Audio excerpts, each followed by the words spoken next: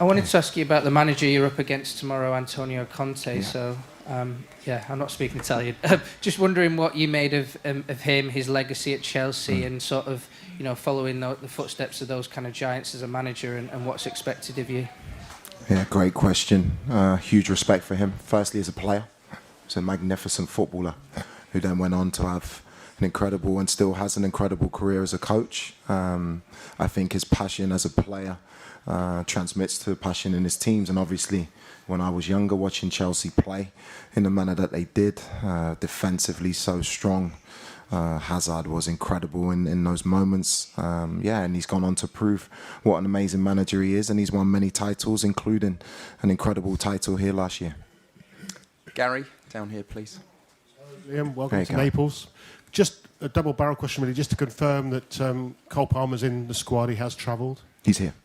And you would have seen the speculation regarding Cole Palmer. Is he untouchable? Is he happy? Yes and yes. It's simple. Cole's an incredible player. Like I have the guy sitting next to me, many players in the group. I'm not surprised at the timing. New manager comes in, all of a sudden there's people unsettled. It's not true. Cole is here. He's very happy, and I can't wait to see him back on the pitch. And before Monday, any updates on Raheem? No, not for now. Peter? Hi, Liam. Chelsea recalled Aaron Anselmino this week. Are we likely to see him involved? What's the latest with him? I'm due to have a conversation with Aaron. He's not back yet on Thursday and Friday. And hopefully from there we can make his situation clearer. He's had a great start to the season at Dortmund, and I need to have a conversation with him about our future plans. Question to Moises? Yep. Moises, a question for you as well. You've obviously played a lot of football, didn't have much of a pre-season as well. How are you finding it? Your fitness, are you feeling okay? How are you managing? Yeah, I'm so happy. I think we need to adapt as quick as possible. So yeah, that's why we are professional footballers. So yeah. Matt, down here, please. Hi, Liam. Just going back to Antonio Conte, he's the last manager to win a Premier League title with Chelsea, 2017. It's 9 years now. Do you think that's too long for a club like Chelsea? And how many more years are the fans going to have to wait, do you think, for another one? No, I think for a club of Chelsea's stature, every year that goes by and you don't win a title or win silverware, you want to win in every year that you're competing in competitions.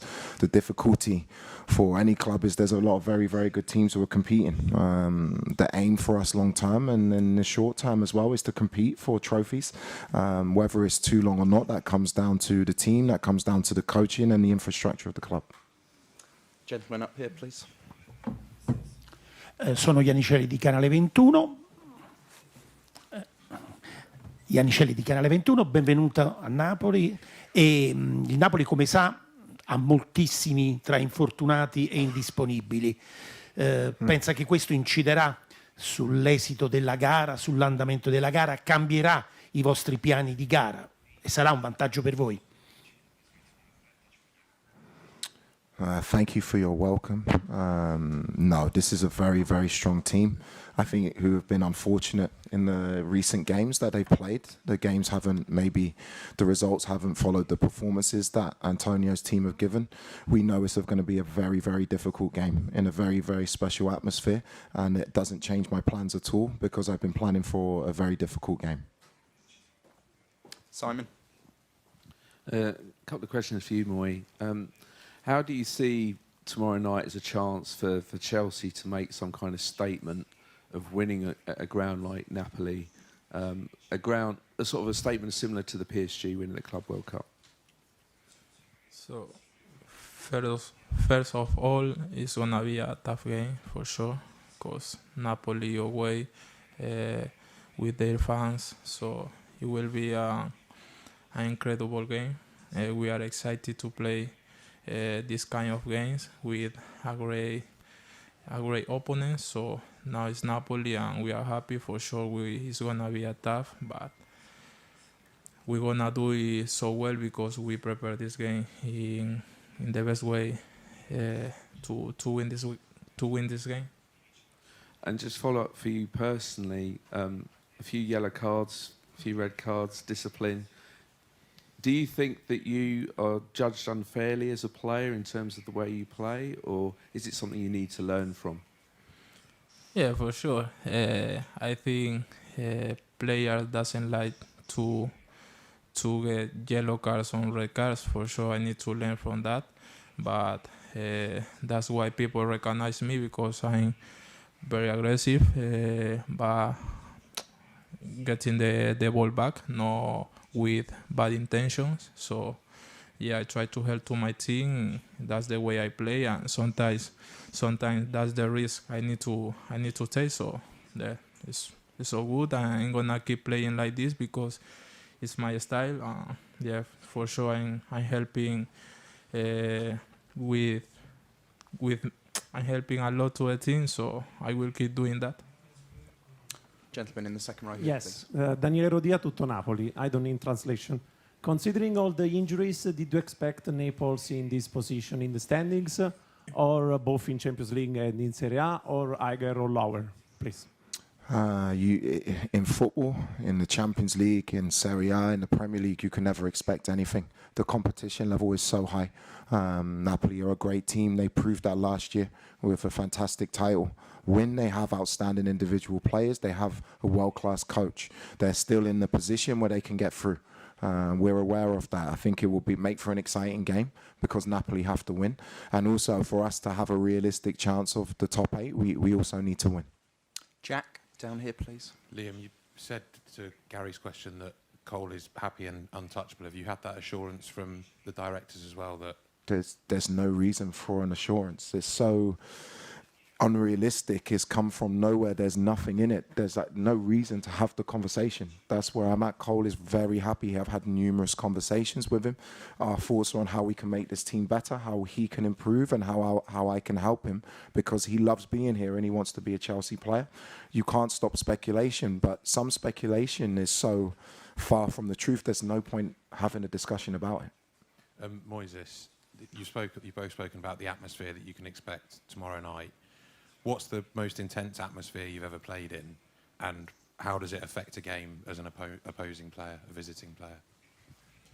So as a footballer, as a coach, for sure. I play in different atmospheres. This is gonna be a very tough, but also incredible, because Napoli away, so Italy, so yeah, we wanna expect shout from the stand. So it's gonna be a very good game. It's gonna be a tough game, and we are prepared for that. Jacob, down here, please. Hi, Liam. We've seen that Romeo Lavia is back in training now. How do you manage the situation with him going forward, given the fitness issues that he's had? Also, potentially with him coming back, do you think that maybe means the club won't look for another midfielder this month? No, in terms of Romeo, obviously in his recent history, it's not been what he's wanted in terms of minutes on the pitch, in terms of his health. What I want for every player, not just Romeo, who is an outstanding, he has the potential and his ability to be a world-class midfield player, is that when he's back, he stays fit. So we're taking it really, really carefully with him. He has to clear a few more hurdles to fully train. But it's great to see him back with the players today. And I know his qualities and I know what he can bring. If we can keep him fit, I'm very excited to work with him. Moises, can I just ask you as well about Romeo? The few times that you've been able to play together, it's obviously been a very effective partnership. I mean, how much would it help you to have him alongside you this season? As the manager said, he's a world-class player, so I enjoy playing with him.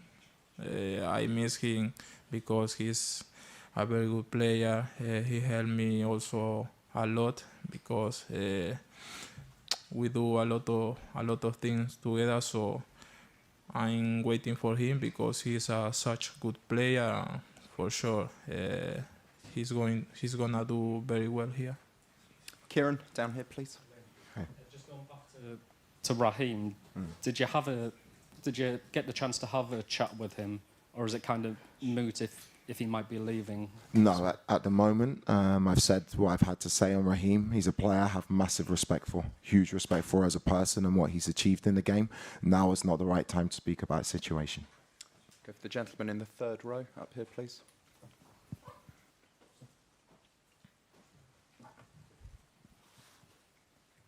Salve, benvenuti a Napoli.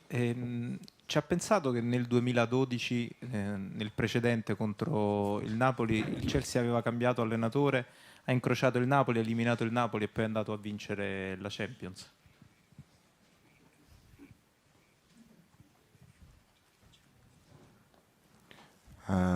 Yeah, in terms of an omen, it would be great if the same thing happened this year.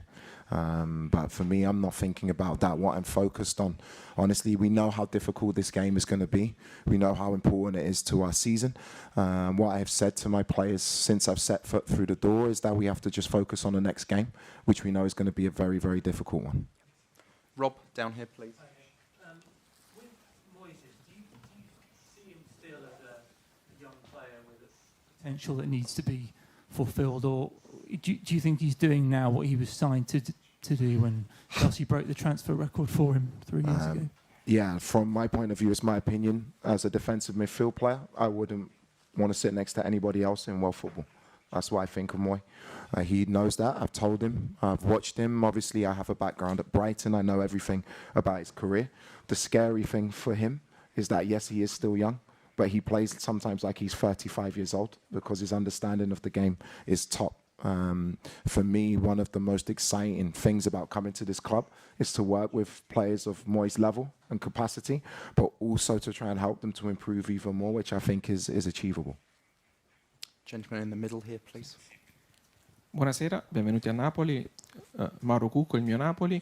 Per chiederle, Scott McTominay è il giocatore più pericoloso di questa squadra e visto che ha segnato tantissimi gol di testa in Champions, è il capocannoniere del Napoli, se ha preparato qualcosa in tal senso per lui. Firstly, it's great to see Scott move to a special footballing country and have the success that he's had. Seeing the celebrations that he had with the team last year at the end of the season, I'm very happy for him because he's a player obviously from Scotland, from Britain, who's gone on to do great things. I'm not surprised because he's always been an outstanding player and he's showing that now, and we know we need to be very, very prepared tactically for his energy and his movement and his timing in the box and his finishing in terms of scoring goals. Nizar, down here, please. Hi guys, it's just one for both of you. I just wanted to see your views on Diego Maradona and what he meant for football. I'm sure from your generation you probably watched a bit of him as well. Yeah, it's mad. I was just talking to Moy about him on walking through the corridors of the stadium. You can feel the history of the stadium. I'm a little bit older than Moy, so Maradona for me he's an idol, and it's a special. You have to enjoy this career. I worked very hard to be in this position, and I understand the history of this club. Diego was a genius. He's an icon of this city, and yeah, it's a blessing and a pleasure to be able to play in the stadium.